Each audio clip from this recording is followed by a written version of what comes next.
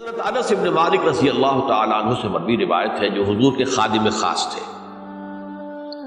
اور یہ متفق علیہ بھی ہے، یعنی بخاری میں بھی ہے، مسلم میں بھی ہے، لیکن تھوڑا سا فرق ہے الفاظ کا۔ تو جو مسلم شریف کی روایت ہے اس کے الفاظ کیا ہے؟ للہ اشد فرحا بتوبۃ عبدہ حین یتوب الیہ، جان لو اللہ تعالیٰ کو زیادہ خوشی ہوتی ہے اپنے کسی گناہ گار بندے کی توبہ سے جبکہ وہ توبہ کرتا ہے۔ کس سے زیادہ ہوتی ہے؟ اب اس کی ایک تمثیل بھی، من احدکم، ایک ایسے شخص سے بھی زیادہ بڑھ کر خوشی ہوتی ہے، کان علی راحلتہ بارض الفرات، کہ جو بہت ہی دور دراز کے اور سنسان علاقے میں سفر کر رہا تھا، فانتحرفت منہ، اس کی سواری جو ہے گم ہو گئی، وعلیہا طعامہ وشرابہ، اسی پر اس کا کھانا بھی تھا اور پانی بھی تھا، اونٹنی پر سفر کر رہا تھا، اسی پر ہوتا ہے راحلہ جو ہے راستے کا سامان۔ اچانک کہیں بیٹھا ہے تھوڑی دیر کے لیے سسکانے کے لیے، کہیں اونگ آ گئی اور اونٹنی صاحبہ غائب ہو گئی۔ اب آنکھ کھلی اور اس نے دیکھا، فَأَيَّسَ مِنْهَا، تلاش کر کے مایوس ہو گیا، کہیں اونٹنی کا سراغ۔ اب ظاہر بات ہے کسی صحرا میں یہ کیفیت، اس کا مطلب کیا ہے؟ یقینی موت۔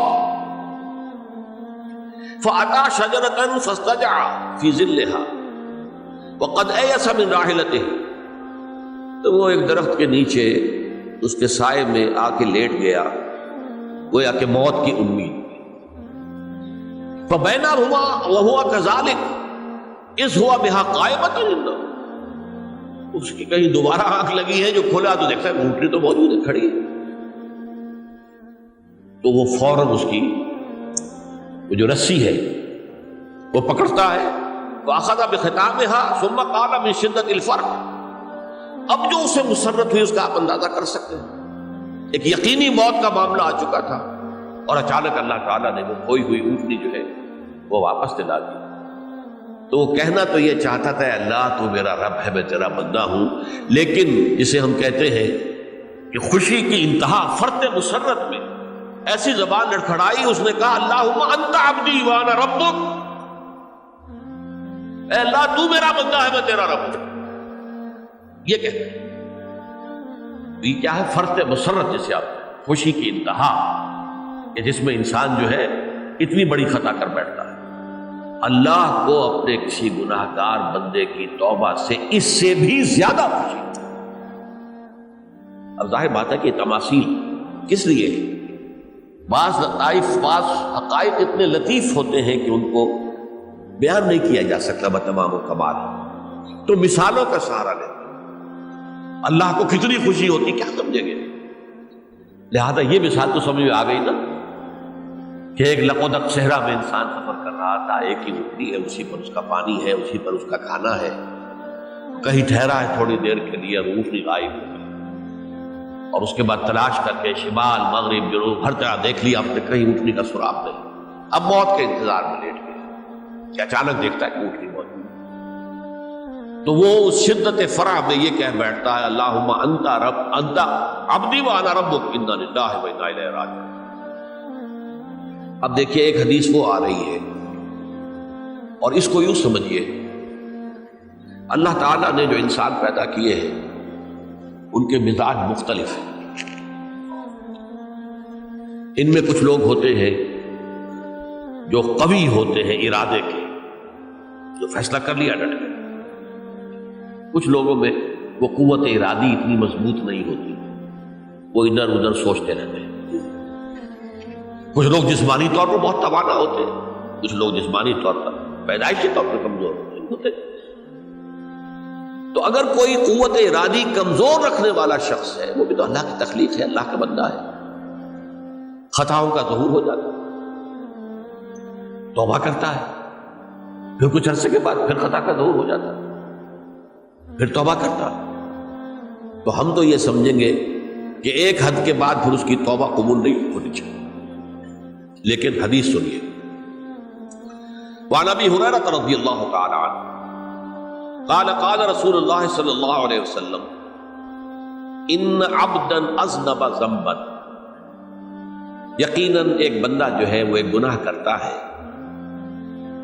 فقال، پھر وہ کہتا ہے رب، اے میرے پروردگار، اذنبت فاغفر، مجھ سے گناہ ہو گیا ہے، مجھے معاف فرما۔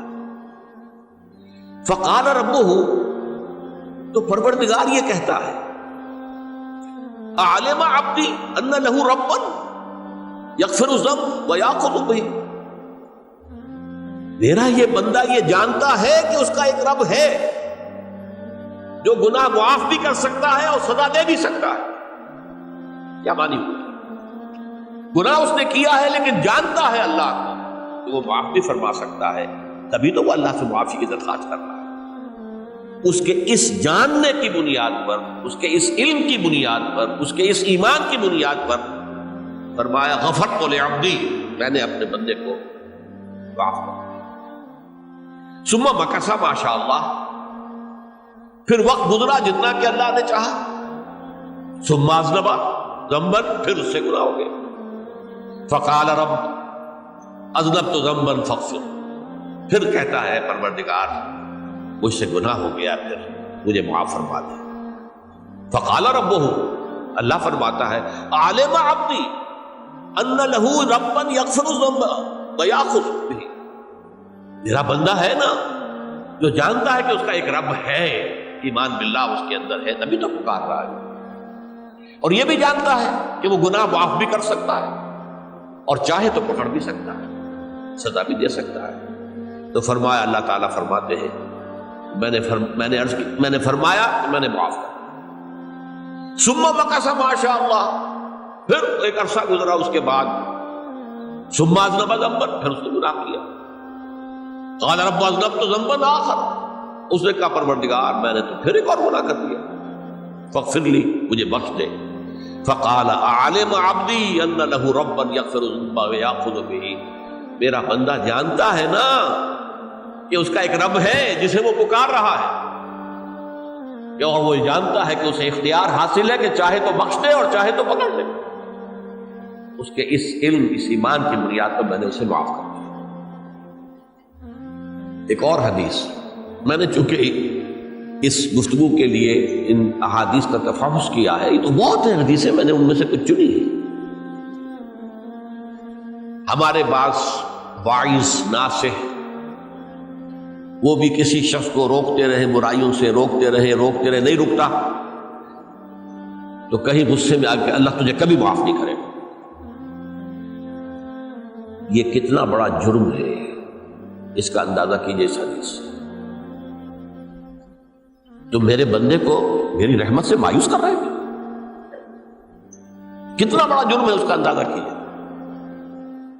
یہ مسلم شریف کی روایت ہے، عن جندب، حضرت جندب رضی اللہ تعالی عنہ سے، ان رسول اللہ صلی اللہ علیہ وسلم حدث، کہ اللہ کے رسول صلی اللہ علیہ وسلم نے ایک واقعہ بیان کیا، ان رجلا قال،